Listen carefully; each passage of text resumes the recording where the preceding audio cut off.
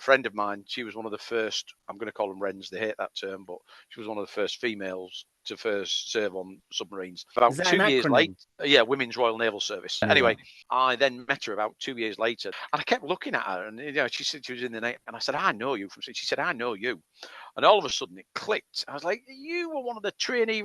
I said, yes. Yeah, and then she realised, you were that sea cadet officer. Yes, that was me. We just got chatting, and I said, what was it like?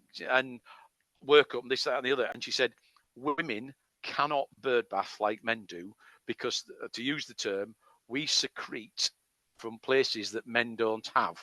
And she said, you just can't get clean. Yeah. And I never even thought about that because as a bloke, you just bird bath and you get on with it. But I get it. When she said it like that, and she said that was without a doubt the worst part during workup, because the first thing they do is they make you tired and they stop the fresh water.